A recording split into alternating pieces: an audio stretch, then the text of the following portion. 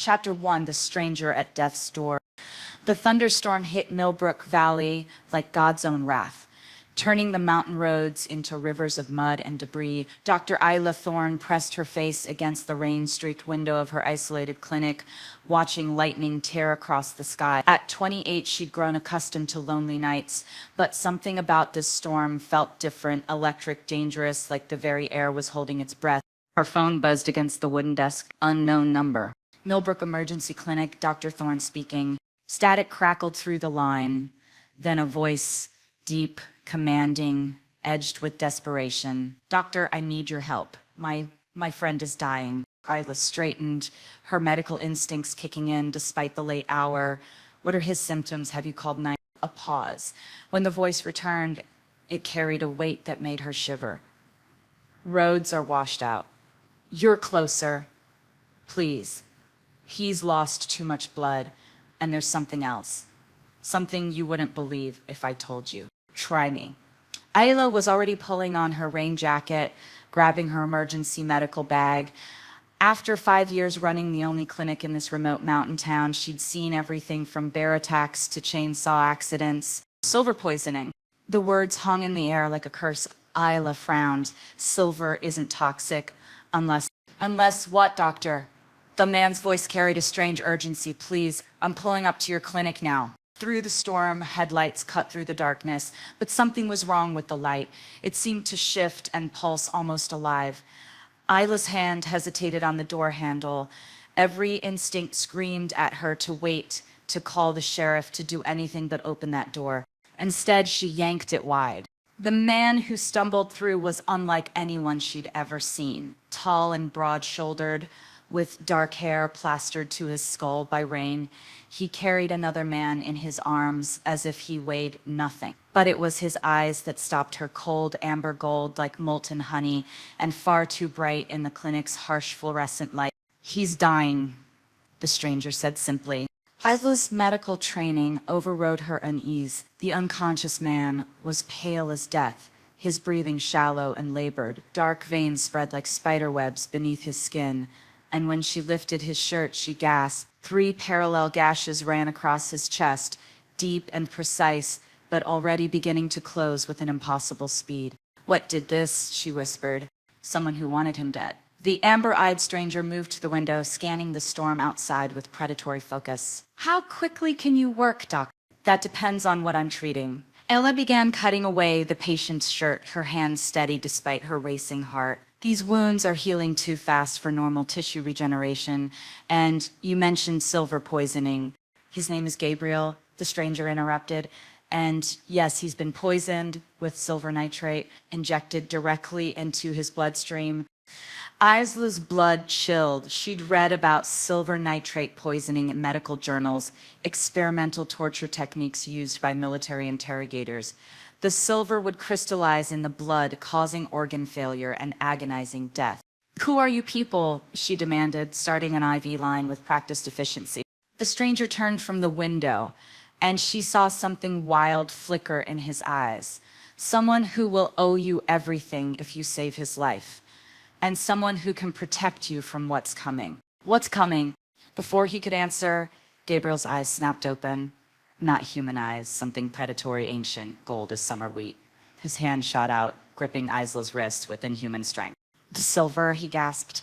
"It burns like hellfire. Make it stop." Isla's mind raced. She'd never treated silver poisoning before, but she knew the theory: chelation therapy, to bind the metal particles, aggressive fluid replacement, supportive care.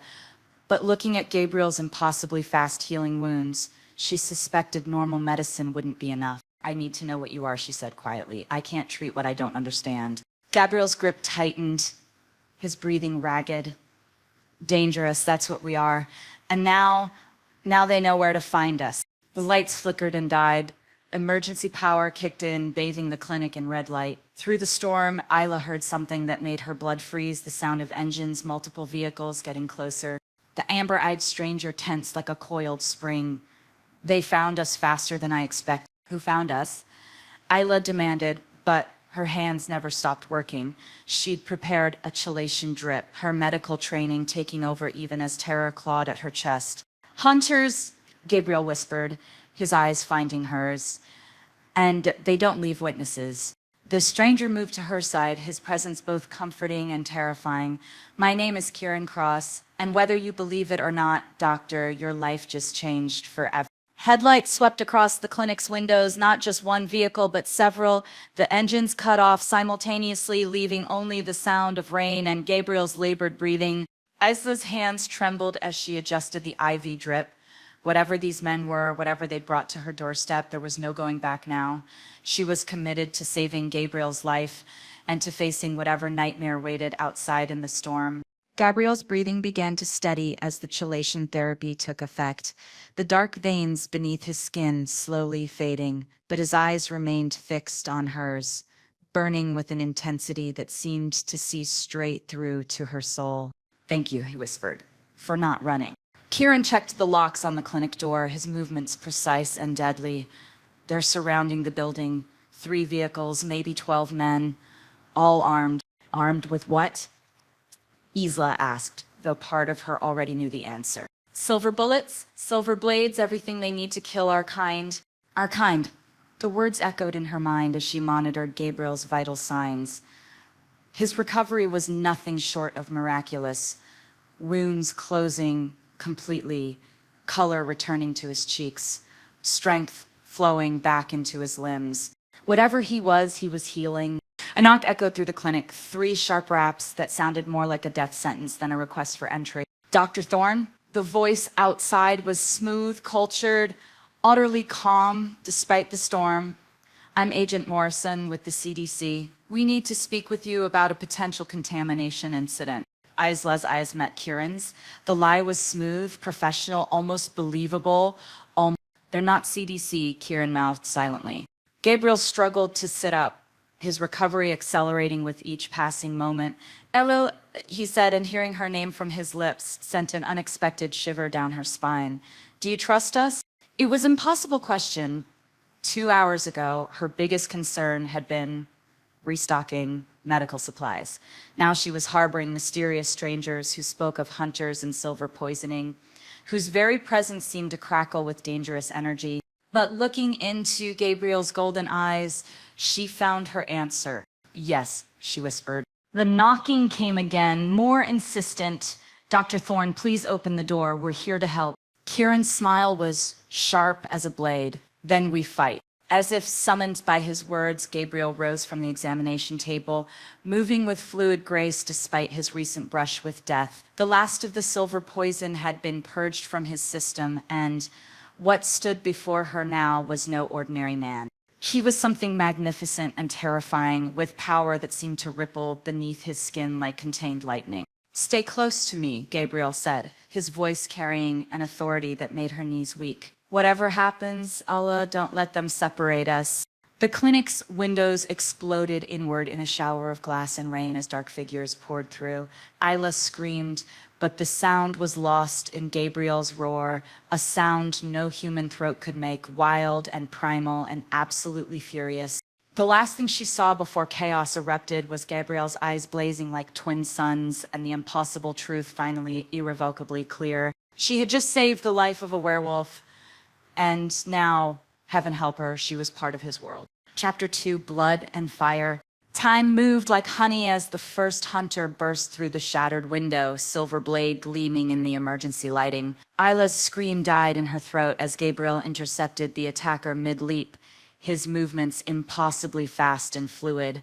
But this wasn't the wounded man she'd treated moments before. This was something else entirely. Gabriel's body contorted, muscles rippling beneath his skin as bones cracked and reformed, his jaw elongated, teeth sharpening to deadly points, and his hands were becoming claws. The transformation was swift, violent, and absolutely mesmerizing. He was becoming a wolf, but not fully, something caught between man and beast, more terrifying than either. Kieran, get her out! Gabriel's voice was a growl that seemed to come from the depths of hell itself. He slammed the hunter against the clinic wall with bone-crushing force, silver blade clattering across the floor. Kieran grabbed Isla's arm, pulling her toward the back exit as 2 more hunters poured through the front windows. Move, doctor, now! But Isla couldn't move. She stood frozen, watching Gabriel tear through the attackers with savage efficiency. This was her clinic, her sanctuary, and these men had violated it. More than that, they'd come to kill her patients.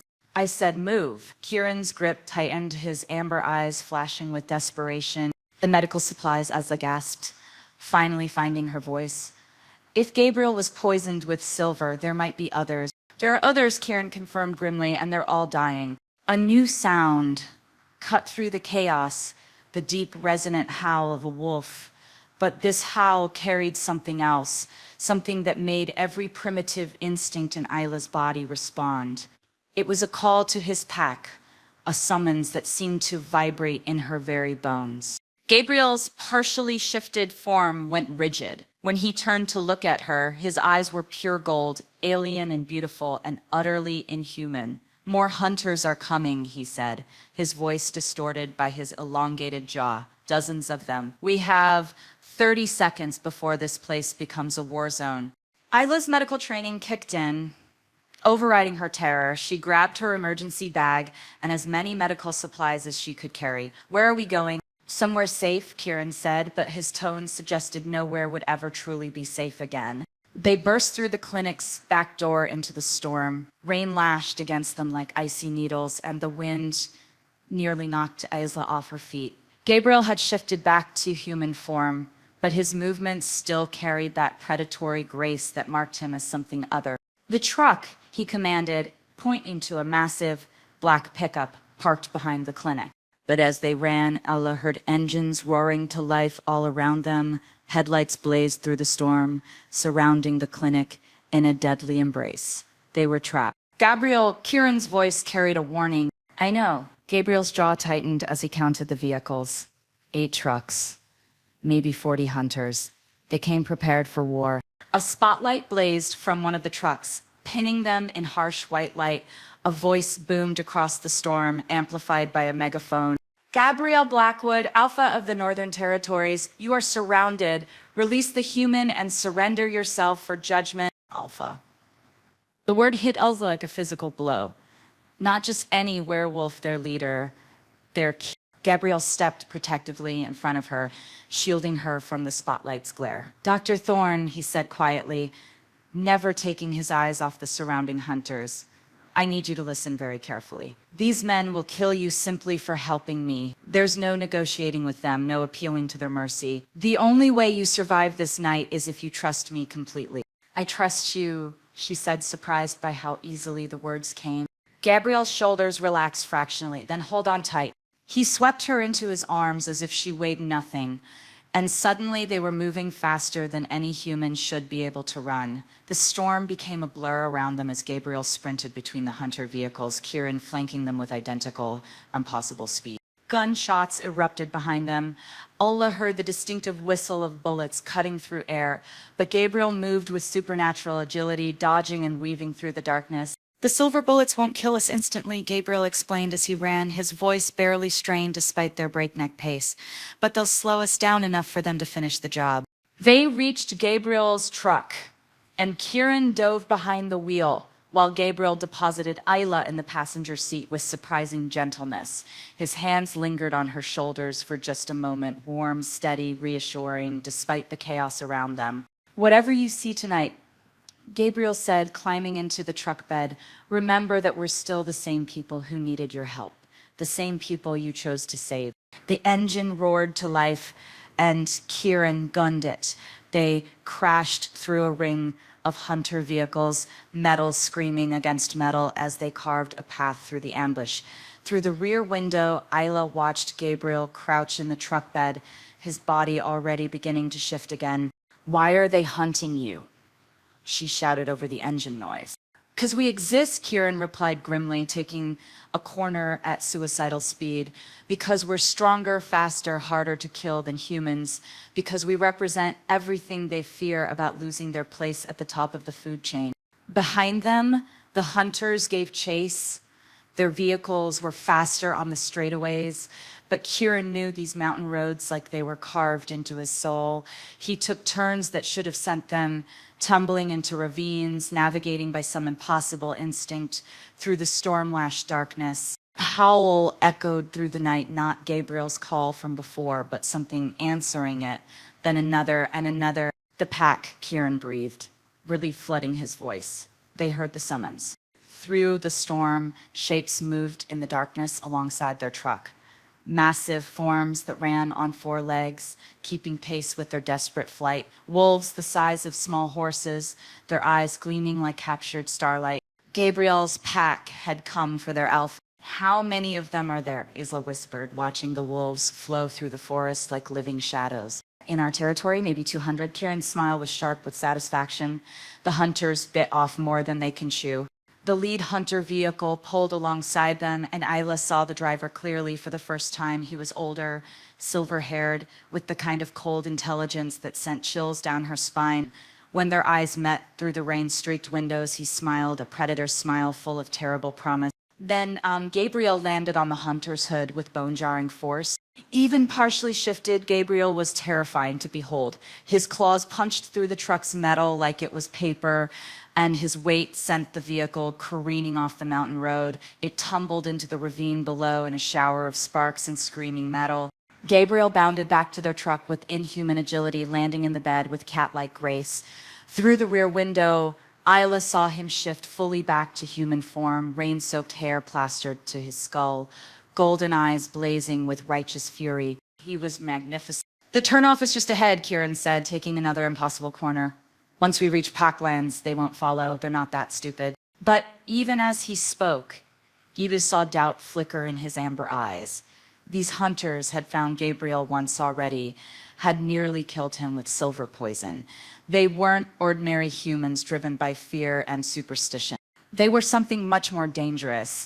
As they crested the hill, Isla saw their destination, a hidden valley tucked between towering peaks and visible from the main road. Ancient pines stretched toward the storm clouds, and scattered lights twinkled through the trees like fallen stars. It looked like home, it looked like sanctuary. Gabriel climbed through the truck's rear window, settling beside Isla with surprising grace for such a large man. His presence filled the cab, bringing warmth and the scent of rain and something wild. "Welcome to Blackwood Valley," he said quietly. "Population, 200 werewolves and one very brave human doctor." Isla looked back one final time at the world she was leaving behind. Her clinic was probably in flames by now. Her quiet life as a mountain doctor ended forever. But as Gabriel's hand found hers in the darkness, his touch sending electricity straight to her core, she realized she wasn't afraid anymore. She was home. Chapter 3, The Hidden World. Blackwood Valley was nothing like Isla had imagined. As their truck descended into the hidden sanctuary, she pressed her face against the rain-streaked window, trying to process what she was seeing. This wasn't some primitive wilderness camp or collection of crude shelters. Elegant homes nestled between ancient pines, their warm lights glowing like beacons against the storm. Gardens and pathways wound through the forest with natural grace, and in the distance she could see what looked like a grand lodge built from massive timber and stone. "It's beautiful," she whispered. Gabriel's hand tightened on hers. "It's taken us 300 years to build this. Most packlands are temporary. We move when humans get too curious, start fresh somewhere else. But Blackwood Valley," he paused, golden eyes reflecting the scattered lights. "This is permanent. This is where we make our stand." Kieran pulled up to the Grand Lodge, and immediately they were surrounded. Not by the massive wolves Isla had seen during the chase, but by people, men and women of all ages, emerged from the storm, their faces etched with worry and relief in equal measure. "Gabriel!" A woman with silver-streaked auburn hair rushed forward as he climbed from the truck. "We felt your call, felt your pain. Are you—" "I'm alive," Helena, thanks to her. Gabriel helped Isla down from the truck, his hand lingering at the small of her back. The touch sent warmth spiraling through her despite the cold rain. "Everyone, this is Dr. Isla Thorne. She saved my life tonight." The crowd parted like a sea, creating a clear path to the lodge's massive doors. But Isla felt their eyes on her, curious, grateful, but also wary. She was human in a world of predators, an outsider who'd stumbled into their most sacred secret. "The hunters found you," said a tall man with prematurely gray hair and scars across his left cheek. His voice carried authority, but he deferred to Gabriel with obvious respect. "How many?" 40, maybe more. Gabriel's expression darkened. They knew exactly where to find me, Marcus. They had silver nitrate professional extraction equipment. This wasn't some backwoods hunting party. Marcus's scarred face went pale. The Order of the Silver Dawn. A collective intake of breath rippled through the crowd. Several pack members took unconscious steps backward, and Isla saw fear flicker in their eyes, real primal fear. "What's the Order of the Silver Dawn?" Isla asked. Gabriel and Marcus exchanged a look heavy with shared history. "The most dangerous hunters in existence," Gabriel said quietly. "They've been hunting our kind for over 1,000 years. They have resources, technology, government connections. They don't just want to kill us. They want to study us, weaponize what makes us different.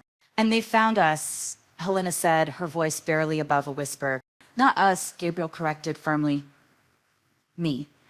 They tracked me to Isla's clinic, which means they've been watching me specifically. The valley is still safe." But even as he spoke, Ayla could see doubt in his golden eyes. They'd found him once. They could find him again. "Come," Gabriel said, guiding her toward the lodge. "You need dry clothes and food, then we'll talk." The great hall of the lodge took Ayla's breath away. Soaring ceilings supported by massive timber beams stretched above them, and a stone fireplace large enough to walk into crackled with welcoming warmth. But it was the people that truly amazed her, dozens of pack members moving with fluid grace, their conversations a mixture of English and something else, something that sounded almost like music. "Is that another language?" she asked.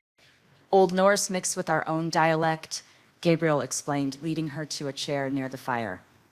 "We're old, Isla, older than most human civilizations. We have our own culture, our own traditions." A young woman appeared with towels and dry clothes, jeans, a soft sweater, and boots that looked like they'd fit perfectly. "I'm Luna," she said with a shy smile. "Well, I will be officially after the next full moon. Kieran and I are mated." Isla looked between Luna and Kieran, noting the way they gravitated toward each other like magnets. "Mated, like married," Gabriel said, "but deeper.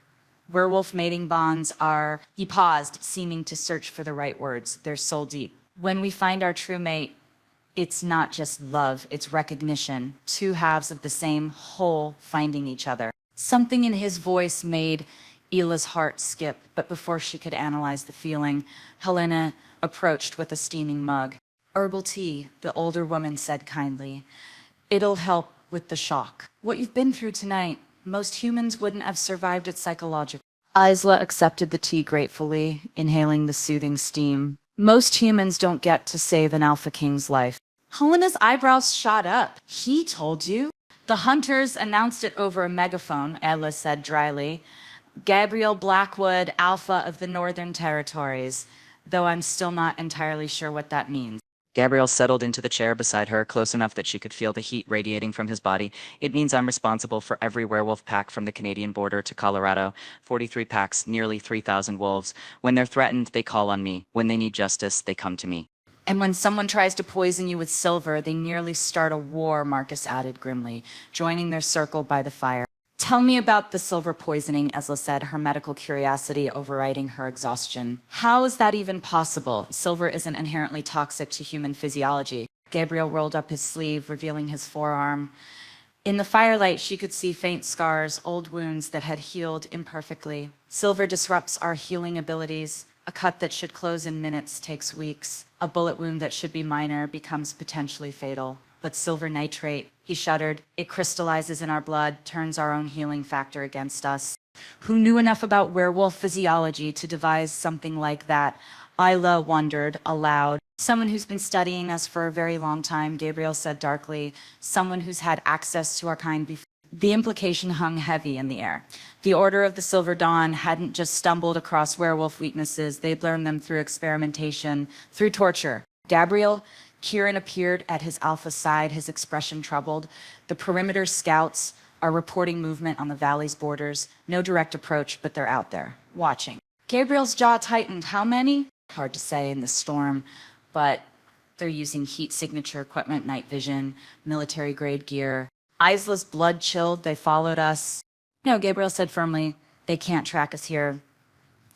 The valley has natural protection, magnetic anomalies that interfere with electronic equipment. They might know we're somewhere in this area, but they can't pinpoint the exact location. Yet, Marcus added ominously, Gabriel stood abruptly, pacing to the massive windows that overlooked the valley. Rain still lashed against the glass, but beyond the storm, Isla could see lights moving through the forest, pack members taking defensive positions, preparing for a siege that might never come, or might come at dawn. I should leave, Gabriel said suddenly. Take a small group, lead them away from the valley. Let them follow me while the pack remains safe. No. The word escaped Isla's lips before she could stop it. Everyone turned to look at her, and she felt heat rise in her cheeks. I mean, you were nearly killed tonight. You need time to recover fully. And if this order is as dangerous as you say, you can't face them alone. Gabriel's golden eyes found hers across the room, and something electric passed between them. You barely know me, Isla. Why do you care what happens to me? The question hung in the air like a challenge. Why did she care? 6 hours ago, she'd never seen this man before. She knew nothing about his world, his responsibilities, his past. By all logic, she should be terrified, demanding to be taken home, trying to forget everything she'd witnessed. Instead, she stood and walked to where he stood by the windows. Up close, she could see the exhaustion in his eyes, the weight of leadership that pressed down on his shoulders like a physical burden. Because, she said quietly, you're not just fighting for yourself, you're fighting for all of them. She gestured toward the pack members scattered throughout the hall. Luna and Kieran, Helena, Marcus, families and children, and people who built something beautiful here. And because, she paused, gathering courage, because when you held my hand in that truck, I felt safer than I've ever felt in my life. Gabriel's breath caught. He reached up slowly, as if afraid she might vanish, and cupped her face in his palm. His skin was warm, calloused from years of manual work, but infinitely gentle. Isla, he whispered, and her name on his lips sounded like a prayer. I know this is insane, she continued, leaning into his touch, despite every rational instinct screaming at her to pull away. I know I should be terrified, should run back to my normal, safe human life, but I can't. Something about you, about this place, it feels like coming home. Gabriel's thumb traced her cheekbone, and she saw something fierce and possessive flicker in his golden eyes. Do you know what you're saying? I'm saying I want to help, she replied. I'm saying that whatever comes next, whatever this order wants with you, you don't have to face it alone. Gabriel leaned closer, his forehead nearly touching hers. Ayla, there are things about my world, about what I am, that you don't understand yet. The bond you're feeling, it's not just attraction. It's something deeper, something that could change your life forever. Then explain it to me, she whispered. But before Gabriel could answer, a howl pierced the night long, urgent, full of warning. It was answered by another, then another, until the entire valley rang with the sound of wolves calling to their pack. Marcus was already moving toward the windows, his scarred face grim. That's the alarm call. The hunters aren't just watching anymore. Gabriel's expression shifted instantly from tender to deadly. They're testing our defenses. Through the storm, Isla could see lights moving at the valley's edge. Not the warm glow of pack members, but the harsh white beams of tactical flashlights. The Order of the Silver Dawn had found them, and this time they'd come prepared for war. Chapter 4, Shadows of the Past. The war room beneath the lodge was a stark contrast to the warm great hall above. Maps covered every surface, marked with red pins indicating packed territories, safe houses, and known hunter activities. Computer screens flickered with surveillance feeds from the valley's perimeter, and the air hummed with tension thick enough to cut. Gabriel stood at the center of it all, his commanding presence filling the underground chamber as he coordinated defensive positions with pack leaders via radio. Watching him work, Isla finally understood what it meant to be an Alpha King. This wasn't just leadership, it was the weight of an entire species on his shoulders. Delta Team reports movement along the eastern ridge, Marcus announced, studying a bank of monitors. Heat signatures suggest at least 20 hostiles, but they're maintaining distance. They're probing, Gabriel said grimly, testing our response times, mapping our defensive capabilities. The Order doesn't attack until they're certain of victory. Helena appeared at Isla's elbow with another cup of tea, her motherly presence a comfort in the midst of chaos. You should try to rest, dear. You've been through more tonight than most humans experience in a lifetime. I can't rest, Risley replied, watching Gabriel coordinate with his pack. Not while they're out there planning whatever they're planning. The waiting is the hardest part, Helena agreed. Gabriel's been fighting the Order for 15 years, ever since he became Alpha King. They've taken friends, family members, entire packs. It's a war most humans never know is happening. Isla's heart clenched at the pain in Helena's voice. You've lost someone to them. My mate, Robert, Gabriel's father. Helena's eyes never left Gabriel as she spoke. The Order captured him when Gabriel was barely 25. They kept him for 3 months before... She swallowed hard. Before Gabriel found what was left of him. The teacup trembled in Isla's hands. His father, Robert Blackwood, was Alpha King before Gabriel. Strong, wise, beloved by his people. The Order used him to perfect their silver poisoning techniques. Helena's voice turned brittle. Gabriel became king at 25 because he had to. Because there was no one else left to protect us. Isla's gaze found Gabriel across the room, seeing him with new eyes. The authority she'd admired wasn't born from arrogance. It was forged from necessity, tempered by loss and responsibility thrust upon him far too young. The burden nearly broke him, Helena continued quietly. For years after Robert's death, Gabriel threw himself into hunting the Order with single-minded fury. He was brilliant, ruthless, utterly dedicated to revenge, but also utterly alone. What changed? Isla asked, though part of her already knew the answer. Helena smiled sadly. He realized that being Alpha King meant more than vengeance. It meant building something worth protecting. So he created this. She gestured around the war room, the lodge above, the entire valley. Sanctuary where our children could grow up without fear, where our elders could live in peace, where love could flourish instead of just surviving. A commotion from the monitors drew their attention.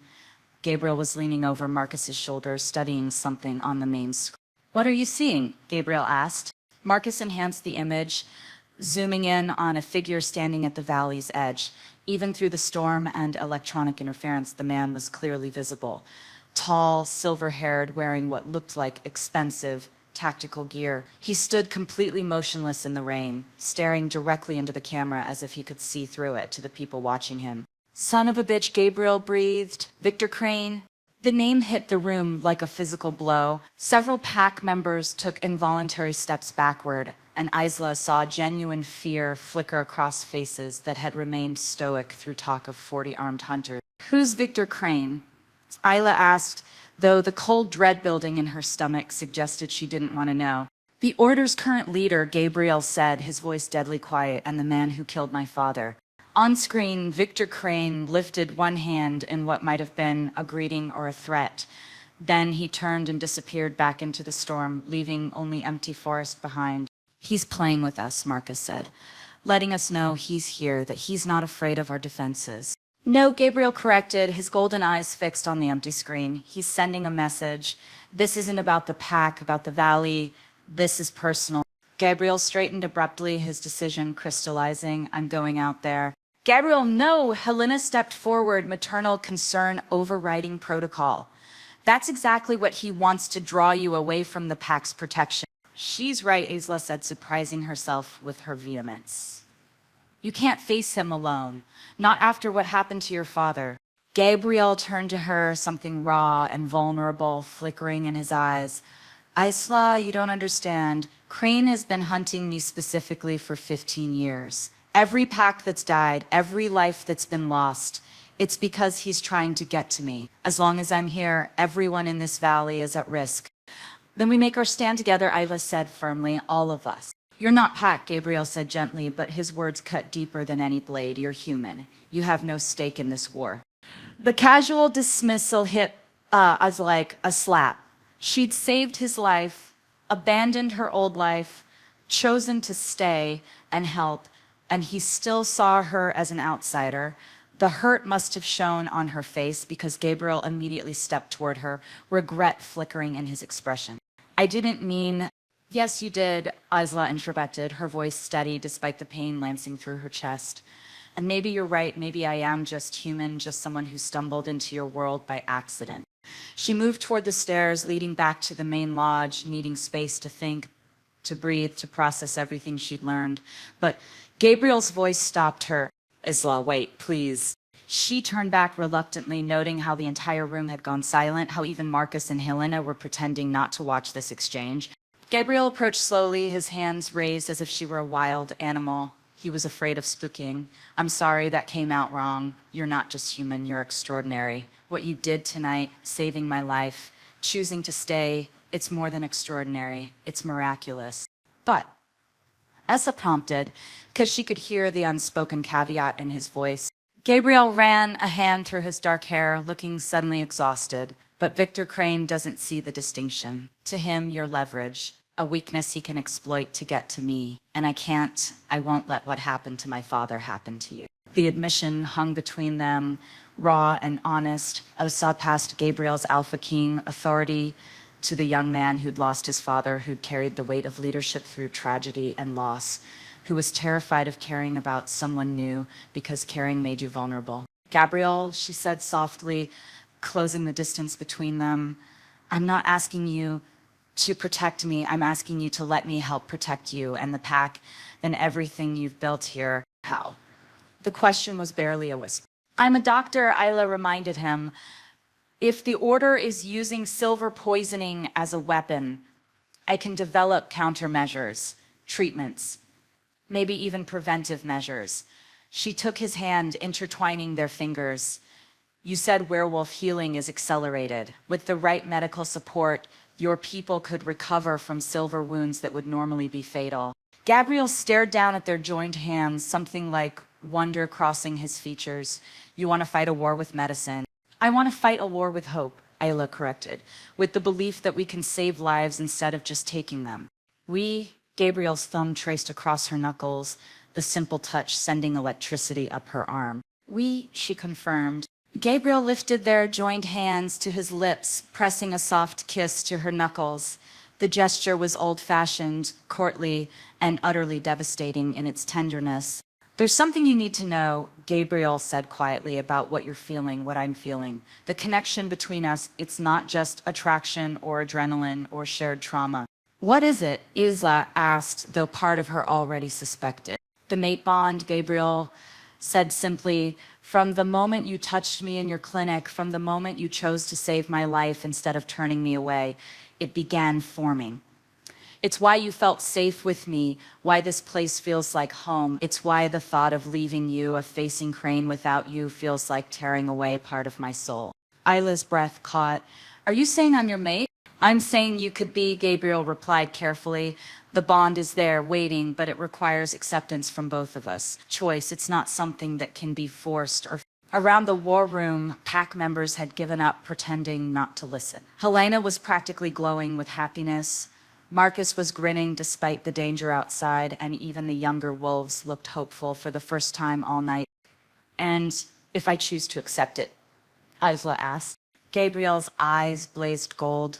Then you become pack, my Luna, my queen. His voice dropped to a whisper, meant only for her, my everything. Before Isla could respond, alarms began blaring throughout the underground chamber. Red lights flashed and every monitor in the room switched to emergency feeds, showing the valley's perimeter. Marcus's face went white. They're not just probing anymore, they're moving in. All sides, coordinated assault. On the screens, tactical teams advanced through the storm with military precision, not 40 hunters, hundreds of them, armed with silver weapons and equipment Isla couldn't even identify. Victor Crane isn't here for a battle, Gabriel realized, his voice filled with terrible understanding. He's here for a massacre. Through the chaos of alarms and shouted orders, Gabriel's hand tightened on hers. Whatever choice Isla made about the mate bond, whatever future they might have together, it would have to wait. The Order of the Silver Dawn had come to Blackwood Valley, and they'd brought an army. Chapter 5. The battle for Blackwood Valley erupted with the fury of a supernatural storm. Isla pressed against the war room's reinforced walls as explosions rocked the lodge above them. Through the surveillance feeds, she watched Gabriel's pack transform into their wolf forms and streak through the forest like shadows given deadly purpose. But for every wolf that engaged the enemy, 2 more hunters seemed to appear from the tree line. They've been planning this for months, Marcus shouted over the chaos, coordinating defensive positions on multiple radio channels. Maybe years. They know our patrol routes, our safe houses, even our emergency protocols. Gabriel stood at the center of the storm, his alpha authority keeping the pack organized despite the overwhelming odds. But Isla could see the strain in every line of his body, the weight of knowing that his people were dying to protect him. Gabriel, she called out, having to raise her voice over another explosion. Let me help. I can treat the wounded. Absolutely not, Gabriel cut her off, his golden eyes fierce with protectiveness. You stay here in the most secure part of the valley. Promise me, Ella. But even as he spoke, Helena burst through the war room's entrance, her face streaked with dirt and blood. The medical bay is overrun, she gasped. We have wolves down, silver poisoning, and no way to treat them properly. Gabriel's jaw clenched. The choice was impossible. Let his pack members die from treatable wounds or send his potential mate into danger. Asla made the choice for him. Helena, show me where, she said, grabbing her medical bag and heading for the stairs. Isla, no! Gabriel's command rang with alpha authority, the kind of voice that compelled absolute obedience from his pack. But Allah wasn't pack, not yet. She turned back to him, her heart breaking at the anguish in his expression. You said the mate bond requires choice from both of us. This is my choice, Gabriel. Let me save your people. Before he could stop her, she was running up the stairs with Helena, leaving Gabriel torn between his duty as alpha and his desperate need to protect the woman who was becoming his everything. The main lodge was a war zone. Wounded pack members lay scattered across the Great Hall, some in human form, others stuck in partial transformation due to silver contamination. The acrid smell of smoke and blood filled the air, and through the shattered windows, Isla could see muzzle flashes lighting up the storm like deadly fireworks. Here, Helena said, leading her to a makeshift triage area near the massive fireplace. Luna was hit by a silver round in her shoulder. Kieran's been trying to extract it, but werewolf anatomy is different from human. Isla finished, kneeling beside the young woman who'd welcomed her just hours earlier. Luna was pale as death, dark veins spreading from the wound like poisonous spider webs. Isla's medical training took over, pushing aside fear and chaos. She worked with swift precision, using her knowledge of accelerated healing to guide the extraction. The silver bullet came out cleanly, and almost immediately, Luna's natural healing began to overcome the poisoning. How did you know to do that? Kieran asked in amazement as color returned to his mate's cheek. Anatomy is anatomy, Ella replied, already moving to the next patient. The principles are the same, just accelerated. For the next hour, she worked miracles. Extracting silver fragments, neutralizing poisoning with improvised chelation therapy, treating wounds that would have been fatal to humans but were merely severe to werewolves with proper medical intervention. She was saving lives. Gabriel's people, her people, if she chose to accept the bond. But salvation came at a price. The attack on the medical area came without warning. Smoke grenades crashed through the windows, filling the great hall with choking gray clouds. Through the haze, tactical teams poured in, not the crude hunters from the clinic, but professional soldiers with military precision. Gas masks, Helena shouted, but it was too late. The smoke wasn't just concealment. It was laced with something that made Isla's vision blur and her limbs feel like lead. She saw Luna and Kieran fall, saw Helena collapse beside the fireplace. Around her, wounded pack members struggled to rise, but couldn't overcome whatever drug was flooding their systems. Through the chaos, a figure emerged from the smoke, like a nightmare given form. Victor Crane was nothing like the hunters Isla had imagined. Tall and elegant, with silver hair and intelligent gray eyes, he looked more like a distinguished professor than a genocidal monster. His tactical gear was expensive, perfectly fitted, and he moved with the confidence of a man who'd never known defeat. Dr. Isla Thorne, he said, his cultured British accent cutting through the chaos. At last we meet. You've caused quite a stir in our little community. Isla tried to speak, to call for Gabriel, but whatever was in the smoke had stolen her voice. She could only watch in growing horror as Crane's soldiers secured the Great Hall with ruthless efficiency. Please don't struggle, Crane continued conversationally, producing a silver-lined syringe from his gear. This will be much easier if you cooperate. We have so much to discuss, you and I. The needle bit into her neck, and the world tilted sideways. But as darkness crept in around the edges of her vision, Isla heard something that made her heart soar even as terror consumed her. Gabriel's roar of pure rage, echoing through the valley like the voice of an avenging god. He'd felt it the moment she was taken. The mate bond, incomplete as it was, had let him know the instant she was in mortal danger. Ah, yes, Crane said, noting her expression. The famous mate bond, one of our most fascinating subjects of study.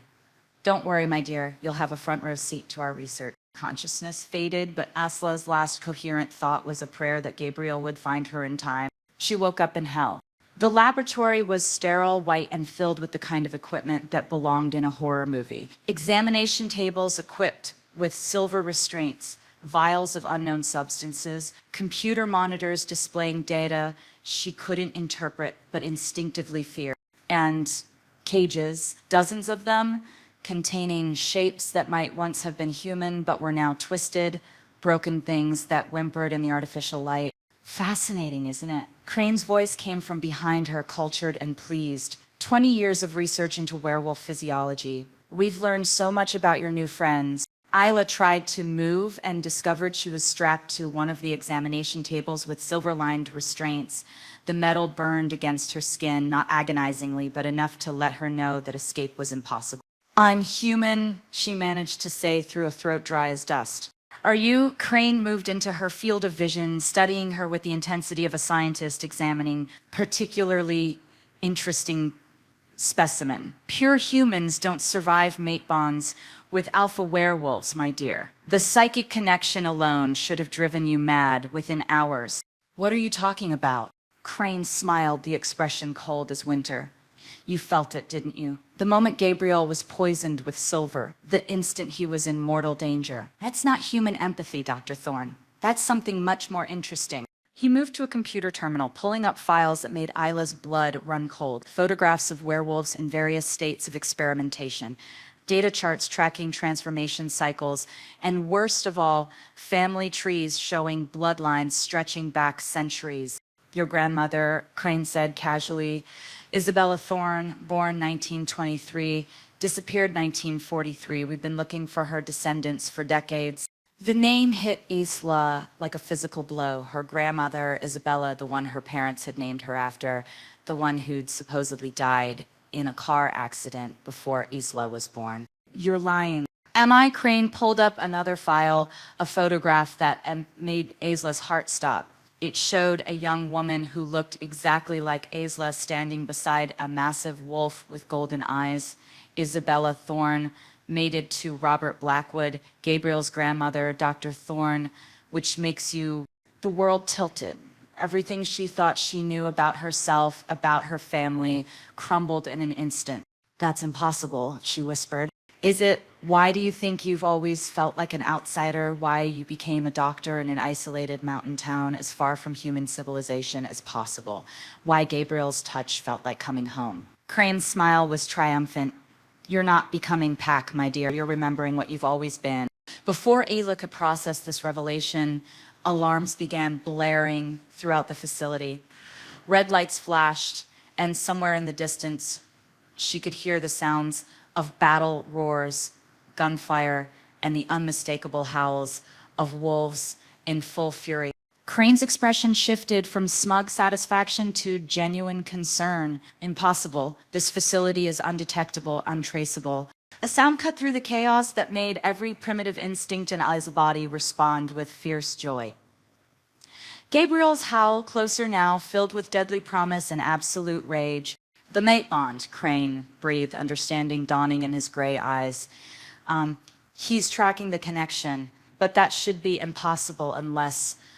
His gaze snapped back to Isla, and for the first time, she saw fear flicker in his expression. Unless your manifesting ability. As if summoned by his words, something awakened in Isla's chest. A warmth that had nothing to do with temperature, a power that seemed to pulse in rhythm with her heartbeat. The silver restraints, which had been burning her skin, suddenly felt cool and harmless. What's happening to me? She gasped. Crane backed away from the examination table, his face pale with something between terror and fascination. Dormant werewolf bloodlines can be activated by extreme stress, especially when paired with a mate bond, but the power levels you're displaying, they're off the chart. The laboratory shook as something massive slammed against the outer doors. Gabriel's roar echoed through the facility, and Isla felt an answering call rise in her own throat. Not human, not entirely wolf, but something in between that spoke of ancient power and unbreakable bonds. The silver restraint snapped like paper. Isla sat up on the examination table, power flowing through her veins like liquid fire. She could feel Gabriel getting closer, could sense his desperate need to reach her. More than that, she could feel his strength, his love, his absolute determination to bring her home safely. "This is impossible," Crane whispered, stumbling backward toward an emergency exit. "Dormant bloodlines don't manifest this quickly, this powerfully." The laboratory doors exploded inward in a shower of metal and concrete. Gabriel burst through in his partially shifted form, magnificent and terrifying, his golden eyes blazing with protective fury. Behind him came the cavalry, Marcus, Kieran, Helena, and dozens of pack warriors ready to tear the facility apart brick by brick. But it was the look in Gabriel's eyes when he saw her alive and unharmed that made Isla's newly awakened heart soar. "Hello, my love," she said, power making her voice ring with newfound authority. Gabriel shifted back to human form, crossing the laboratory in 3 strides to gather her into his arms. The moment they touched, the mate bond flared to complete blazing life between them. Isla felt his strength become hers, felt his love and relief and desperate joy flowing through the connection like a river of light. "I felt you," he whispered against her hair. "The moment they took you, I felt your fear, your pain. The bond led me straight to you. It's not just the bond," Isla said, marveling at the power still flowing through her veins. "Gabriel, I'm not entirely human. My grandmother was Robert Blackwood's mate," Gabriel finished, wonder in his voice. "Which makes you pack royalty, Ella, my equal in every way." Across the laboratory, Crane had reached his emergency exit, but he turned back for one final revelation. "Enjoy a reunion," he called out, his voice echoing through the facility. "But remember, Dr. Thorne, or should I say Luna Blackwood, this was just the beginning. We know what you are now. We know what you're capable of, and we'll be back." He vanished through the exit, leaving behind the horrors of his laboratory and the promise of future conflict. But as Gabriel's lips found hers in a kiss that sealed their mate bond completely and forever, Isla realized she wasn't afraid anymore. She was exactly where she belonged, in the arms of her alpha, surrounded by her pack, with power flowing through her veins and love burning in her heart. The war with the Order wasn't over, but for the first time, they had hope. They had each other. Chapter 6. 3 days after the laboratory rescue, Blackwood Valley had transformed into a fortress of preparation and power. Isla stood in the center of the training grounds, sweat beading on her forehead as she faced off against Marcus in hand-to-hand combat. Her newly awakened abilities were intoxicating: strength that let her match a seasoned warrior, speed that made her movements blur, and an instinctive understanding of combat that felt like awakening from a long dream. "Better," Marcus grunted as she landed a solid hit to his ribs. "But you're still thinking like a human. Feel the power, don't analyze it." Around the training ground, other pack members watched in fascination as their new Luna learned to harness abilities that should have taken years to develop. But the dormant Blackwood bloodline was strong, and the completed mate bond with Gabriel seemed to accelerate everything. Again, Isla said, dropping into a fighting stance that would have been impossible for her human body just days ago. But before Marcus could respond, Gabriel's voice cut across the training ground. "Enough for today," he approached with fluid grace, and even after 3 days of being mated, Isla felt her pulse quicken at the sight of him. The bond between them had only grown stronger, creating a constant awareness of each other that was both comforting and intensely distracting. "I'm not tired," Isla protested, though her body suggested otherwise. "Your body isn't tired," Gabriel corrected, his golden eyes warm with concern. "But your mind is. Awakening dormant abilities this quickly puts enormous strain on your psyche. You need rest." The care in his voice made something warm bloom in Isla's chest. She'd spent her entire adult life taking care of others, patients, the community, anyone who needed her medical expertise. Having someone worry about her well-being was both foreign and deeply appealing. One more round, she negotiated, unable to resist the urge to push her limit. Gabrielle's expression shifted, alpha authority mixing with mate protectiveness in a way that made her knees weak. Allah. The single word carried enough command to make every wolf in the training grounds lower their heads instinctively. But Isla wasn't just any wolf. She was his mate, his equal, and the power flowing through her veins refused to be dominated. Gabrielle, she replied, meeting his gaze steadily. For a moment, the training ground fell silent as Alpha and Luna engaged in a battle of wills that crackled with supernatural energy. Then Gabriel's lips curved in a smile that was pure predator.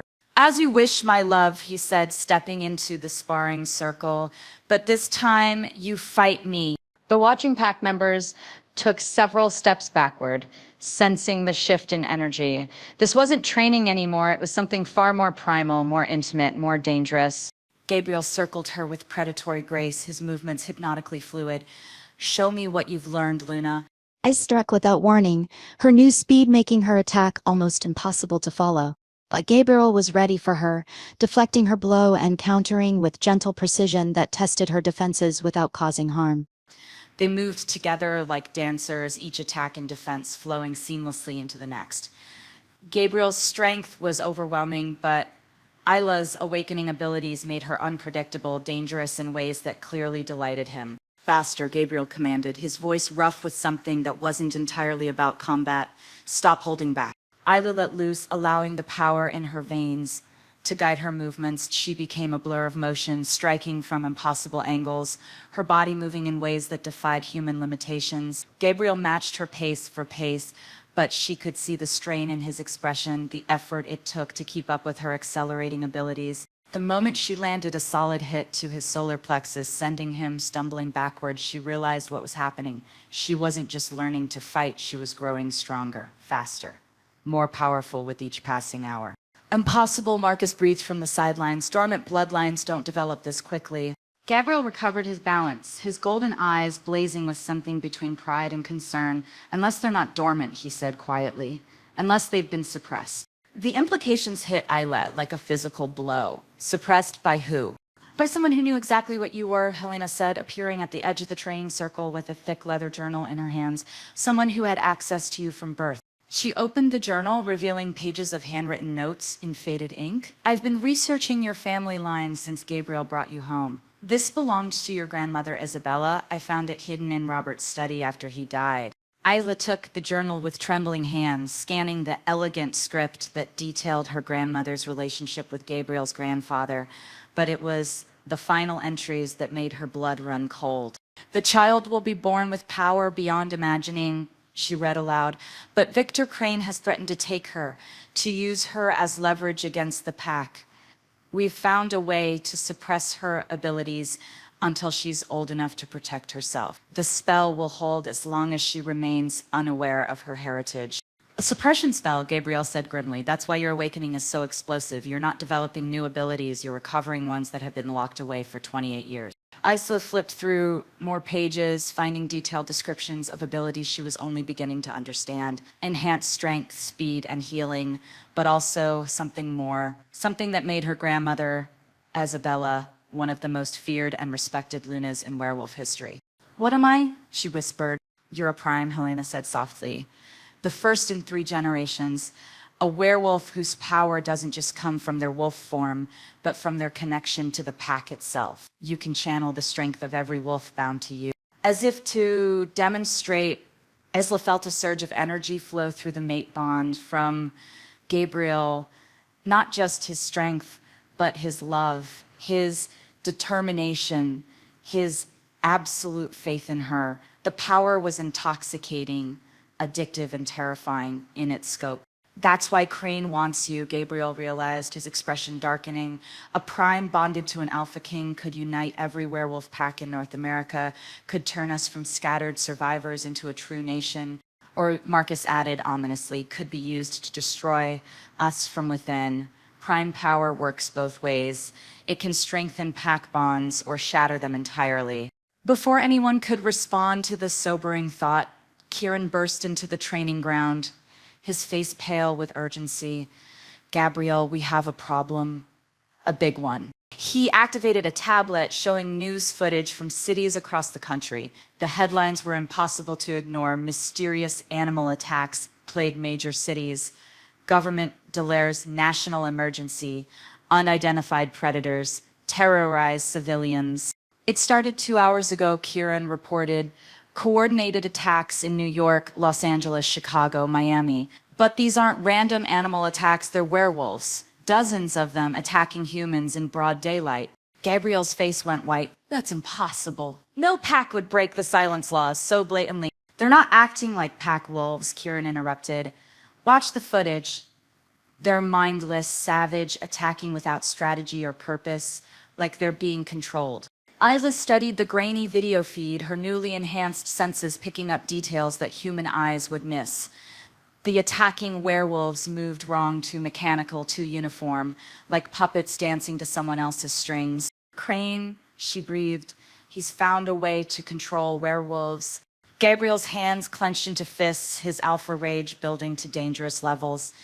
He's trying to start a war between humans and werewolves, force us into the open where his hunters can eliminate us with government backing. It's working, Helena said grimly, pointing to additional news feeds. The president is scheduled to address the nation in 2 hours. Military units are being deployed to major cities. They're calling it a national security threat. Isla felt the weight of destiny settling on her shoulders like a lid blanket. Everything that had happened, her grandmother's suppression spell, her awakening abilities, even meeting Gabriel had been leading to this moment. We have to stop him, she said. How? Marcus demanded. He has resources we can't match, technology we don't understand, and now he's got the entire human government convinced we're the enemy. Isa looked around the training ground at the faces of her new pack, Gabriel's people who had welcomed her without question, who had fought and bled to protect her. They were looking to her now, to their Luna, for answers she wasn't sure she possessed. But she had to try. We give them the truth, she said finally. We show the world what we really are, protectors, not predators. We find the controlled werewolves and free them. We expose Crane's manipulation. And how exactly do we do that, Gabriel asked, though his tone suggested he was already formulating plans. Isla felt the power in her veins surge, responding to her determination. We do what primes were born to do. We unite the packs. The training ground fell silent as the implications of her words sank in. What she was proposing was unprecedented. Not since the Great Wars of the 18th century had anyone attempted to unite all North American werewolf packs under a single banner. The conclave of alphas, Helena whispered, it hasn't been called in over 200 years. Then it's time, Gabriel said firmly, his alpha authority, making the declaration ring with finality. Send the summons, every pack leader from Alaska to Mexico. If Crane wants a war, we'll give him one, but on our terms. But even as plans began forming around them, Isla caught Gabriel's arm, pulling him aside from the others. The moment they were alone, she felt the full weight of her fears crash down on her. Gabriel, what if I can't do this? What if the power corrupts me, turns me into something monstrous? She thought of the controlled werewolves in the news footage, mindless and savage. What if I become like them? Gabriel cupped her face in his hands, his golden eyes blazing with absolute conviction. That will never happen. Do you know how I'm so certain? How? Because you're asking the question, he said simply. Because your first thought isn't about power or revenge. It's about protecting people. That's who you are, Isla. That's why the mate bond chose you for me. Why your grandmother's bloodline awakened for you. You have the strongest heart I've ever known. He leaned down, pressing his forehead against hers in the intimate gesture that had become their private symbol of connection. Through the mate bond, she felt his absolute faith in her, his love, his unwavering belief that together they could face anything. We do this together, he whispered. Alpha and Luna, mates and equals, whatever comes next, we face it as one. Isla closed her eyes, drawing strength from his certainty, from the power flowing between them. When she opened them again, she wasn't just Dr. Isla Thorne anymore. She was Luna Blackwood, prime of the Northern Territories, mate to the Alpha King, and she was ready to fight for her people. But as they rejoined the others to begin planning the greatest gathering of werewolf leaders in centuries, neither of them noticed the small drone hovering in the tree line, its camera capturing everything they just said. Victor Crane smiled as he watched the feed from his new headquarters. "Perfect," he murmured. "Come to me, my dear Luna. Bring all your new friends. I have such plans for the lot of you." The war was escalating exactly as he'd hoped. And soon he would have both the Alpha King and the Prime exactly where he wanted them. Chapter 7. The conclave of Alphas convened at dawn in the heart of Blackwood Valley, and the gathering was unlike anything Isa had ever witnessed. 37 Alpha leaders had answered Gabriel's summons, representing every major pack from the Arctic Circle to the Rio Grande. They arrived in forms both human and wolf, some bringing their most trusted advisors, others coming alone with only their fierce pride for protection. The ancient amphitheater carved into the valley's northern ridge hadn't seen such a gathering since the treaty wars of Isla stood beside Gabriel's throne, a seat carved from a single piece of black granite that had belonged to Blackwood Alphas for centuries. She wore the ceremonial robes of a Luna, deep midnight blue embroidered with silver thread, but the traditional garments felt foreign against her skin. 3 days ago, she'd been a small-town doctor. Now she was expected to help unite an entire species. "You look terrified," Gabriel murmured, his voice pitched low enough that only she could hear. "I am terrified," she admitted, watching the assembled Alphas take their positions around the amphitheater. Each one radiated power and authority, their combined presence making the air itself crackle with supernatural energy. Gabriel's hand found hers, their mate bond providing instant comfort and strength. "Remember what you told me about fighting a war with hope instead of just violence? That's what we're doing here." Alpha Regina Cross of the Pacific Northwest, a stern woman with silver hair and scars that spoke of countless battles, stood first. "Gabriel Blackwood, we answered your call because the old treaties demand it. But explain to us why we should risk everything we've built for your human mate's wild schemes." A murmur of agreement rippled through the gathered Alphas. Isla felt their skepticism like a physical weight, their doubt in her abilities, despite the power thrumming through her veins. But before Gabriel could respond, Alpha Thomas Kane of the Texas Territories rose, his weathered face grim. "Because my pack was attacked 3 hours ago. Government forces armed with silver weapons, supported by helicopters and tactical teams. We lost 12 wolves, including 3 cubs." The amphitheater erupted in angry growls and sharp intakes of breath. More Alphas began speaking, each reporting similar attacks across the continent. "The Montana packs are under siege," reported Alpha Sarah Winters, her voice tight with barely controlled rage. "Military blockades on all major roads. Shoot on-site orders for any unidentified predators." "My territory in Florida," added Alpha Carlos Rivera. "They're using some kind of tracking technology we've never seen before. Found safe houses we've used for decades, bunkers that should have been undetectable." Gabriel's expression darkened with each report. Crane isn't just starting a war, he's coordinating a genocide. While we've been planning unity, he's been positioning his pieces for a systematic elimination of our entire species. Isla stepped forward, her prime abilities letting her feel the collective fear and anger of every Alpha present. The emotion was overwhelming, but beneath it, she sensed something else, a desperate hope that someone, anyone, could offer them salvation. "I know I'm new to your world," she began, her voice carrying clearly through the amphitheater. "I know most of you see me as an outsider, a human who doesn't understand the complexities of pack politics or supernatural warfare." Several Alphas nodded, their expressions ranging from skeptical to openly hostile. "But I am a doctor," Isla continued, drawing strength from Gabriel's unwavering support through their bond. "And what's happening to our people, to all werewolf packs, is like a disease. A coordinated infection designed to weaken us by keeping us isolated, afraid, fighting alone instead of together." She gestured to the assembled leaders, her prime power beginning to resonate with each of them. "Look around you. 37 of the strongest, most intelligent, most capable leaders our species has ever produced. Crane fears this gathering more than anything else because he knows that united we're unstoppable." Alpha Regina's expression softened slightly. "And your solution is what, exactly?" "We can't fight the entire human military, even united." "We don't fight them," Isla replied. "We save them." A stunned silence fell over the amphitheater. Several alphas exchanged bewildered glances, clearly questioning her sanity. Explain, Gabriel said quietly, though she could feel his curiosity and growing excitement through their bond. Ursula took a deep breath, committing to a plan that was forming even as she spoke. The controlled werewolves attacking human cities, they're not our enemies, they're victims. Crane has found a way to override their free will, turn them into weapons. But what if we could free them? Show the world that we're not the monsters, that we're the ones trying to save both humans and werewolves from the real threat. Alpha Thomas leaned forward, his scarred face thoughtful. You're talking about a rescue mission in the middle of active war zones. It's suicide. It's hope, Isla corrected. It's showing humanity that we're not their enemies, that the real enemy is the one manipulating both sides into destroying each other. For a moment, the amphitheater buzzed with quiet conversations as alphas conferred with their advisors.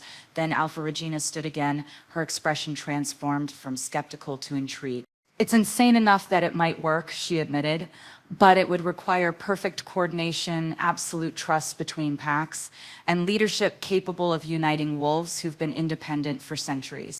All eyes turned to Gabriel and Isla. The weight of their gazes was overwhelming, but through the mate bond, Isla felt Gabriel's strength become her own. Then we give them that leadership, Gabriel said, his alpha authority ringing through the amphitheater. Luna Blackwood and I will coordinate the rescue operations. Each pack contributes what they can.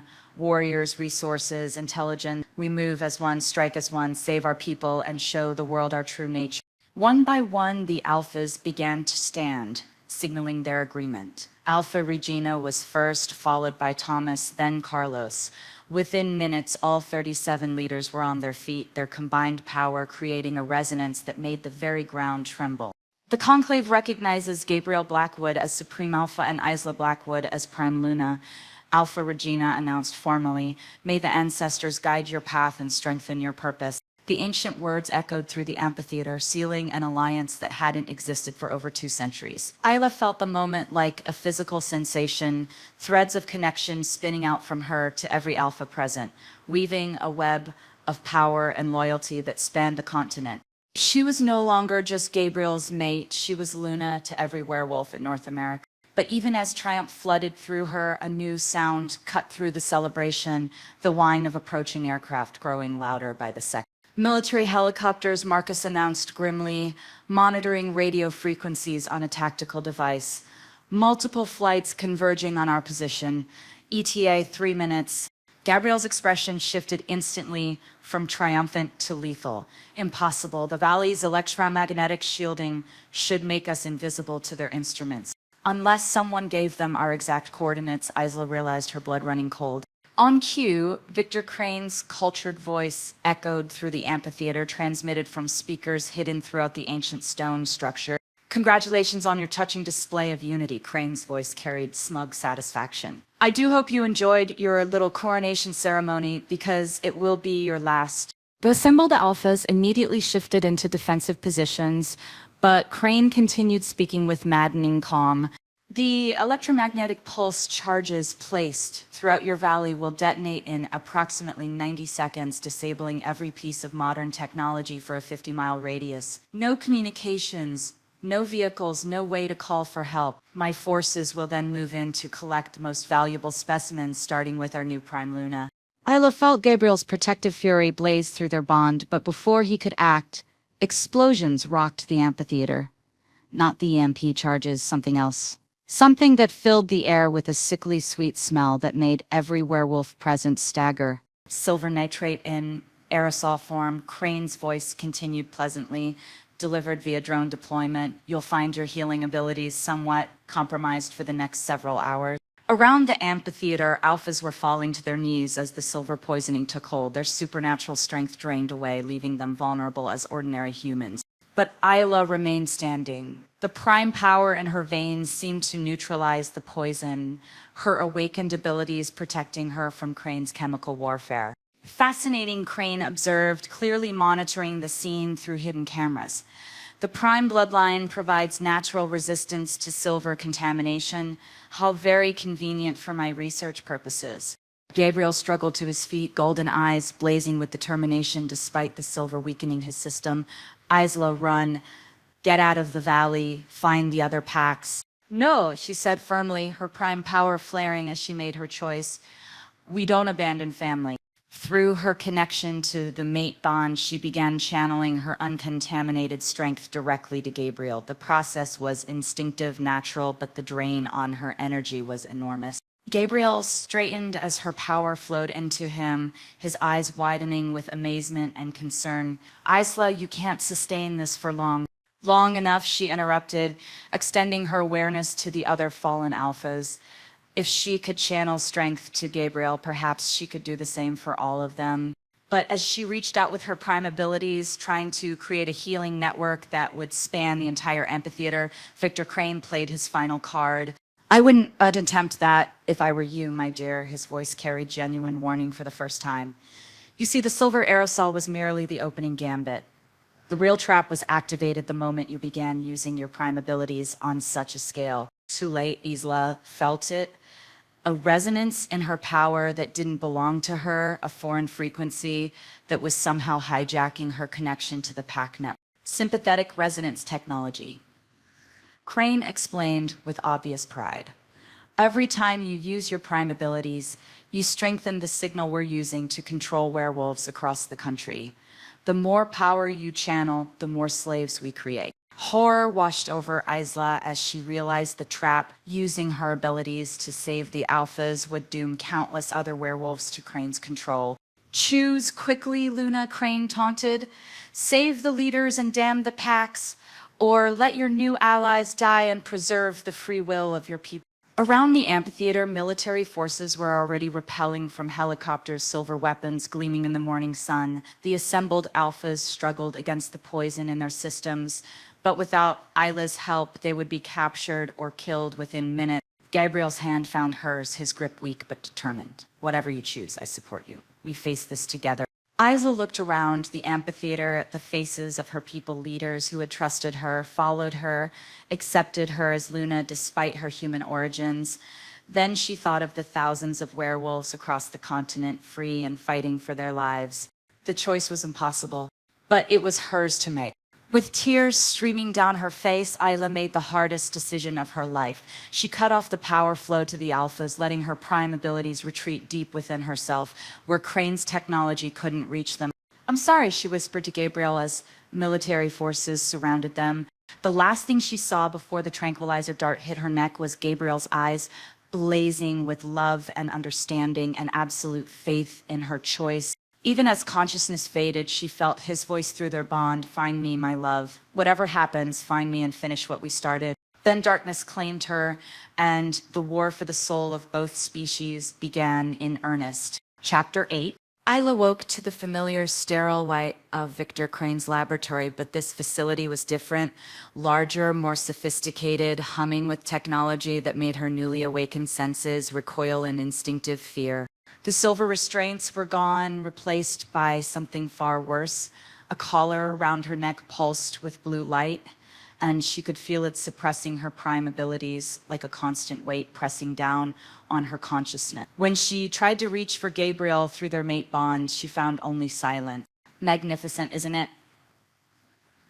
Crane's voice came from behind a wall of reinforced glass. He stood in an observation booth flanked by military officials and scientists in white coats.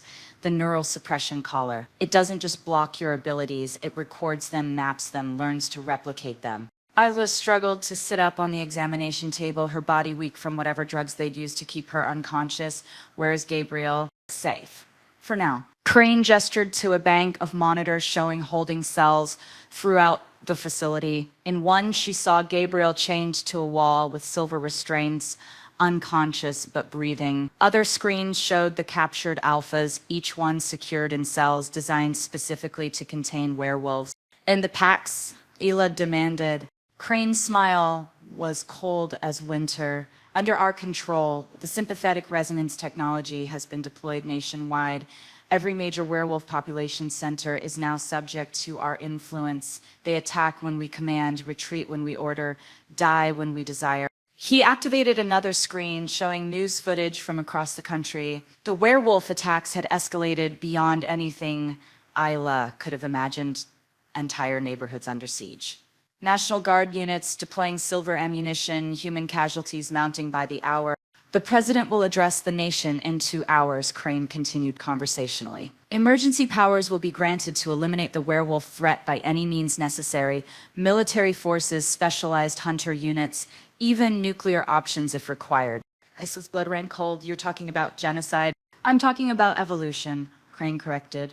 Humanity standing at the top of the food chain where we belong, instead of cowering in fear of superior predators. We never wanted to be your enemies, Isla said quietly. No, but you were always our replacements, Crane replied.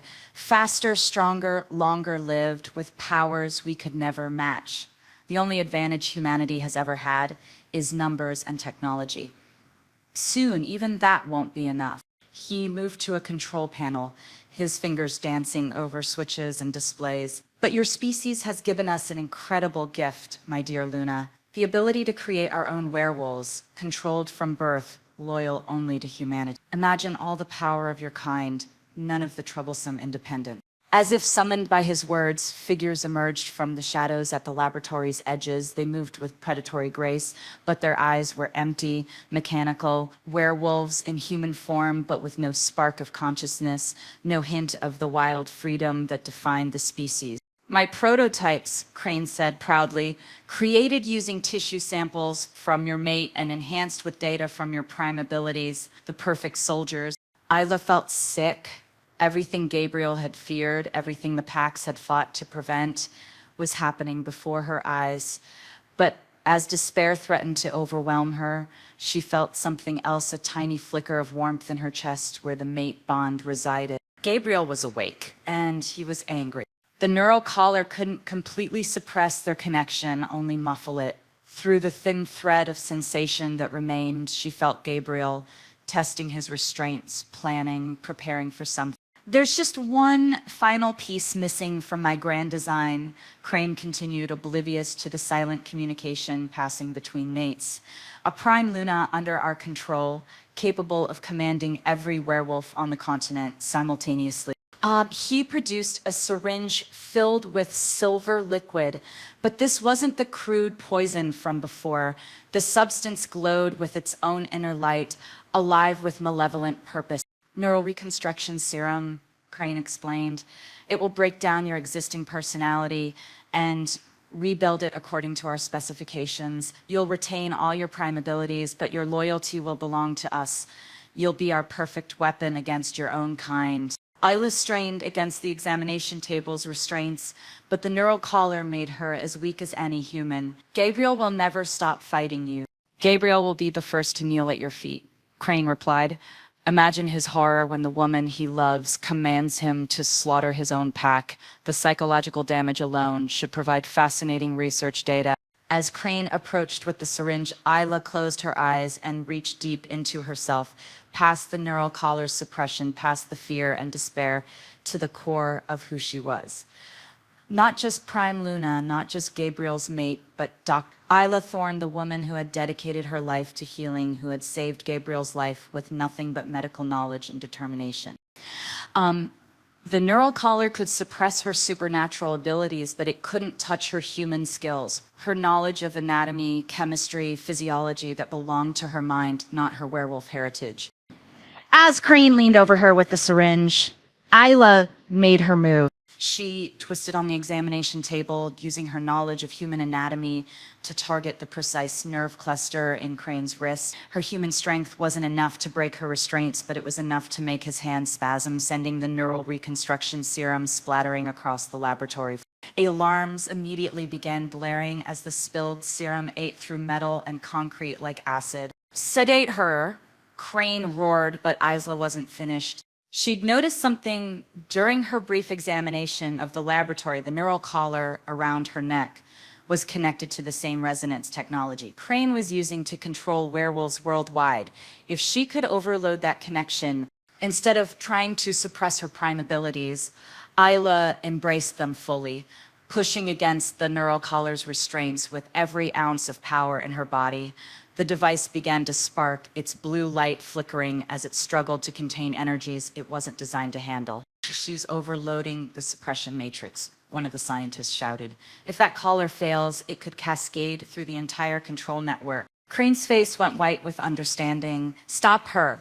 If she breaks the resonance link, we'll lose control of every werewolf on the continent. But Ala was past caring about consequences. Power flooded through her as the neural collar began to fail, her prime abilities expanding beyond anything she'd experienced before. She felt every controlled werewolf across North America, trapped in the prison of Crane's technology, crying out for freedom. The collar exploded in a shower of sparks and twisted metal. Isla's scream of triumph, agony, liberation echoed through the facility as her prime power erupted outward like a shockwave. It raced through the resonance network, shattering Crane's control system, freeing every enslaved werewolf simultaneously. But the effort was too much for her human hybrid physiology. Blood ran from her nose, her vision blurred, and she felt her consciousness fragmenting under the strain. Through their restored mate bond, she felt Gabriel break free of his silver restraints, his alpha strength magnified by her power surge. She sensed the other alphas awakening, their abilities returning as Crane's suppression technology failed throughout the facility. Find them. Gabriel's voice echoed through their connection, filled with love and desperate concern. Find our people and bring them home. Using the last of her strength, Isla reached out with her prime abilities one final time, not to control or command, but to guide. She became a beacon of hope in the darkness, showing every free werewolf where to find their captured leaders, how to coordinate their attacks, how to turn Crane's own facility into his prison. The sound of Gabriel's roar echoed through the laboratory as he burst through reinforced doors with impossible strength. Behind him came Marcus, Helena, and dozens of pack warriors, their eyes blazing with righteous fury. But as her mate reached her side, gathering her into his arms with infinite gentleness, Isla felt her consciousness slipping away. The effort of breaking Crane's control network had pushed her beyond her limit. Stay with me, Gabriel whispered, his voice breaking as he felt her life force ebbing through their bond. Isla, please. We did it. We won. Stay with me. Through dimming vision, she saw Victor Crane backing toward an emergency exit, his face a mask of defeated rage. This isn't over, he snarled. You've won a battle, not the war. Actually, said a familiar voice from the laboratory's entrance, this is exactly over. Alpha Regina Cross entered, flanked by government officials in military dress. But these weren't Crane's allies. Their uniforms bore the insignia of a different agency entirely. Victor Crane, Regina announced with grim satisfaction, you're under arrest for crimes against humanity, unauthorized human experimentation, and treason against the United States government. As military police moved to arrest Crane, Regina explained to the stunned laboratory. The real government has been investigating Crane's operations for months. He went rogue from his official hunters unit years ago using government resources for his personal vendetta. Everything he told you about official sanction was a lie. Alla felt a spark of hope, even as darkness encroached on her vision. If the human government hadn't sanctioned the genocide, the president's address will announce a joint task force, Regina continued. Humans and werewolves working together to clean up Crane's mess and prevent future conflicts. A new era of cooperation instead of war. Gabrielle's arms tightened around her as she began to slip away. Isla, hold on. The pack needs you. I need you. But she was too weak, had given too much of herself to break the control network. Her prime abilities had saved thousands of werewolves, but the cost was her own life. I love you, she whispered, touching his face with a trembling hand. Tell our people they're free. Tell them they're home. Tell them yourself, Gabriel said fiercely. Fight, Isla, for us, for our future. For the children we'll have, and the pack will build together. As consciousness faded, Isla felt something impossible happening. The mate bond between them flared to blazing life, but instead of her power flowing to Gabriel, his was flowing to her. Not just his strength, the strength of every werewolf she'd freed, every pack member she'd saved, every alpha who owed her their lives. They were all giving back what she'd given them: love, loyalty, hope, and life itself. Her eyes snapped open, blazing with silver fire. The prime power in her veins stabilized, supported by the collective will of an entire species who refused to let their Luna die. Hello, my love, she said to Gabriel, echoing her words from their first rescue. His answering smile was brilliant as the sun. Hello, my everything. Around them, the laboratory echoed with the howls of free werewolves, the sound of victory, and the promise of a future built on hope instead of fear.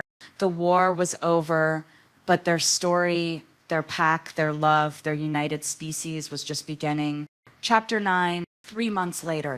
The autumn moon hung full and silver above Blackwood Valley as the largest celebration in werewolf history prepared to begin. What had started as a traditional mating ceremony between Alpha and Luna had evolved into something unprecedented, a coronation, a wedding, and a declaration of unity for an entire species.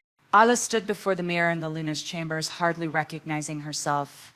The woman looking back wore a gown of midnight blue silk that seemed to capture starlight in its folds, with a crown of silver and moonstone that had belonged to Gabriel's grandmother. But it wasn't the ceremonial garments that transformed her, it was the confidence in her eyes, the power that hummed beneath her skin, the absolute certainty that she was exactly where she belonged.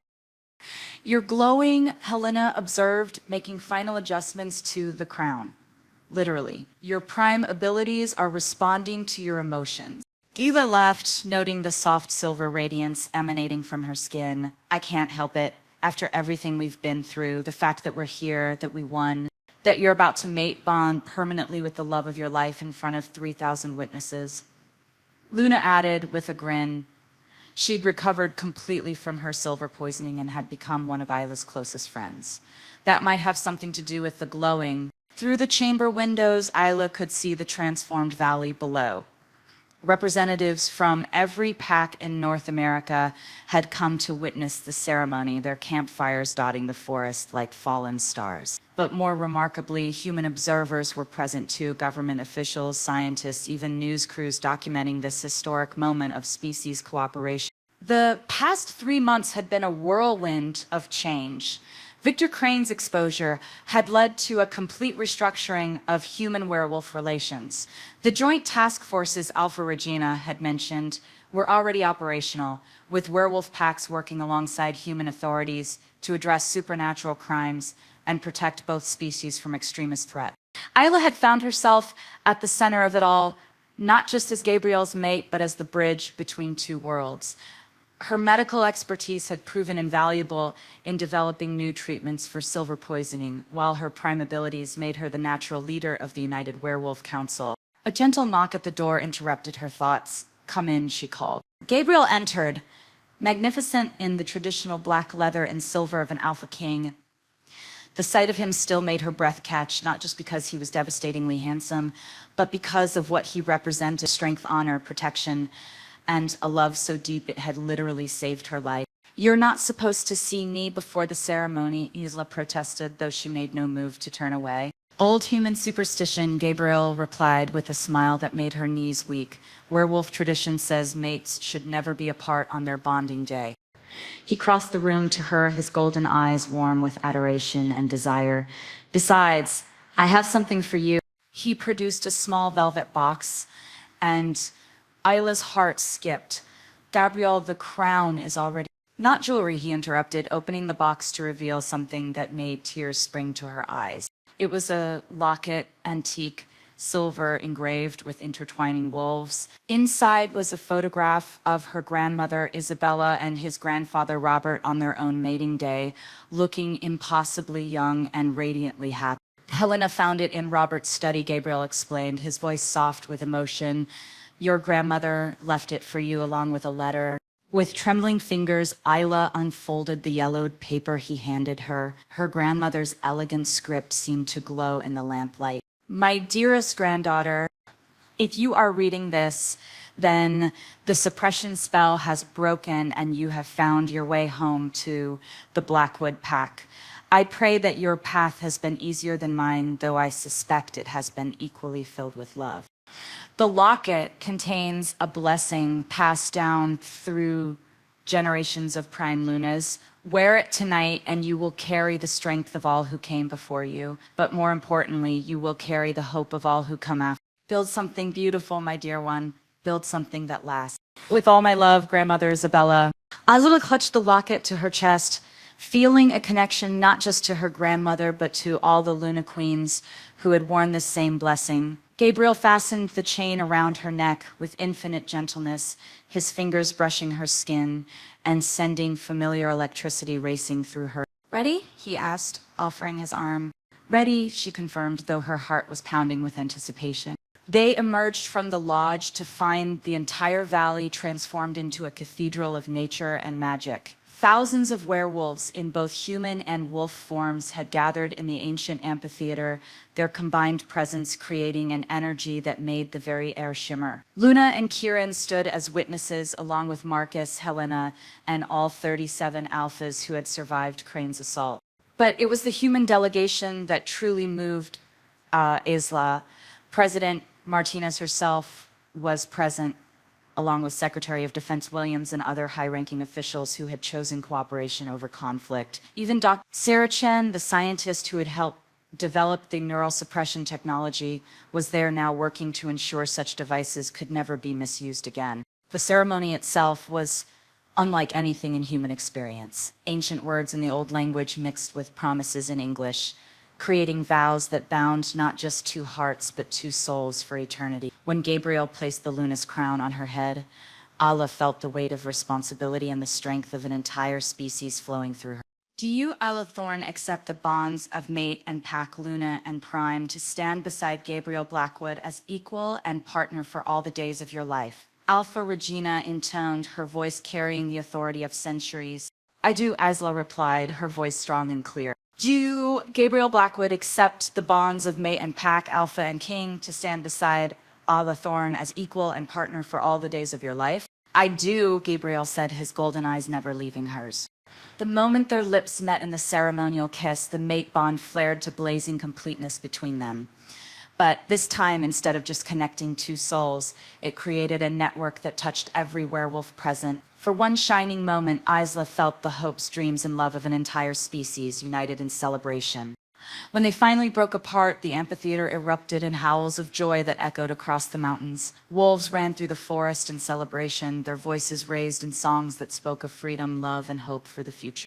As the formal ceremony gave way to the celebration feast, Isla found herself surrounded by well-wishers from both species. President Martinez approached with a warm smile, extending her hand in congratulation. Prime Luna, the president said formally, then dropped the title with a grin. Isla, what you've accomplished here, the bridge you've built between our peoples, it gives me hope for the future. The future is what we make it, Isla replied, feeling Gabriel's pride through their bond. Together, as the evening progressed, she watched humans and werewolves mingling freely, sharing stories and laughter around the celebration fires. Children from both species played together in the flickering light, their joy a promise that the next generation would know cooperation instead of conflict. Penny for your thoughts? Gabriel appeared at her side with 2 glasses of champagne, his presence as comforting as a warm embrace. Just thinking about how much has changed, Isla mused, accepting the glass with a smile.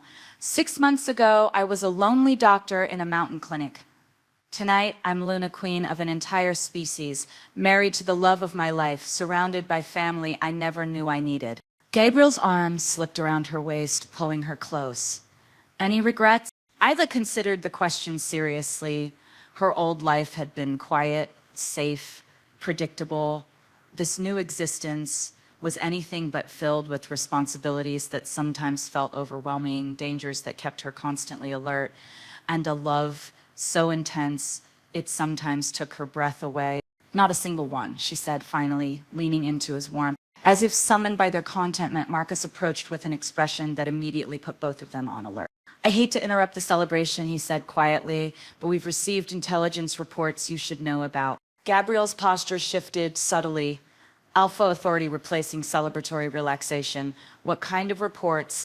Crane had allies we didn't know about, international connections. There's been chatter about retaliation for his arrest, plans to continue his work through other channels. Isla felt a chill that had nothing to do with the mountain air. How serious? Serious enough that the joint task forces are recommending increased security protocols, Marcus replied. Not just for tonight, but going forward. The war may be over, but there are still battles ahead. For For a moment, the weight of the future pressed down on Isla's shoulders. There would always be those who feared what werewolves represented, who preferred hatred to understanding. The path they'd chosen wouldn't be easy. But as she looked around the celebration at the faces of her pack, her people, her family, she felt her grandmother's locket warm against her skin, carrying the blessing of generations of strong women who had faced their own challenges with courage and love. Let them come, she said quietly, her voice carrying the authority of a prime luna and the determination of a woman who had already overcome the impossible. We'll face them together just like we've faced everything else. Gabriel's hand found hers, their fingers intertwining with the natural ease of perfect partners. Through their bond, she felt his absolute agreement, his unwavering support, his love that would endure any trial. Together, he agreed, lifting their joined hands to his lips for a gentle kiss. Above them, the autumn moon shone down on the celebration, its light blessing the union of Alpha and Luna, the cooperation of species, and the promise of a future built on hope instead of fear. In the distance, a wolf howled, not in warning or challenge, but in pure joy. The sound was picked up by another voice, then another, until the entire valley rang with the music of freedom. But even as they celebrated, both Isla and Gabriel remained alert, ready to protect what they built. They had found their happily ever after, but they knew it would require constant vigilance to maintain. As the evening wound down and the guests began to disperse, Gabriel swept Isla into his arms, carrying her toward their new shared chambers. As tradition demanded, she laughed at the theatrical gesture, but her heart soared at the promise it represented. "So, my Luna Queen," Gabriel murmured against her ear as he carried her across the threshold, ready for the next adventure. Isla's hand moved instinctively to her still flat stomach, where she'd begun to sense the tiniest flutter of new life, the beginning of the next generation of Blackwood wolves. She hadn't told Gabriel yet, wanting to be certain, but through their bond, she felt his sudden stillness as he sensed the change in her.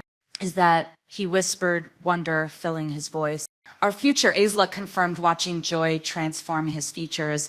"Our pack, our legacy." Gabriel's kiss was tender, reverent, filled with all the love and promise of their bonded lives. When they broke apart, his golden eyes blazed with happiness. "I love you, Isla Blackwood," he said, her new name sounding like music on his lips. "I love you too, Gabriel Blackwood," she replied, sealing their vow with another kiss that tasted of moonlight and forever. Outside their window, the valley settled into peaceful sleep, protected by the strongest Alpha King and Prime Luna in werewolf history. Tomorrow would bring new challenges, but tonight belonged to love, hope, and the unbreakable bonds that held their pack together. The war was over, their reign had begun, and in the distance, barely audible over the celebration's dying echoes, the sound of engines could be heard approaching the valley's borders, a reminder that their greatest test might still be yet to come. But wrapped in Gabriel's arms, feeling their child growing within her and surrounded by the love of their united pack, Isla faced the future without fear. Whatever came next, they would meet it together. Alpha and Luna, mates and equals forever. The end. Which moment touched you the most? The reunion with her grandmother's legacy, the species uniting ceremony, or the promise of new life? Share it in the comments, and if you loved this journey from Lonely Doctor to Luna Queen, hit subscribe so you're here for the next epic love story. If Isla's journey from Lonely Doctor to Luna Queen left you breathless, wait until you see what happens when a human nurse accidentally saves a dying vampire prince and wakes up to find her hospital surrounded by an army of the undead. The next story is even more intense, more romantic, and absolutely impossible to stop watching. Click the video appearing on your screen right now. Trust me, you won't want to miss this one. Thank you for staying with Isla and Gabriel until their happily ever after.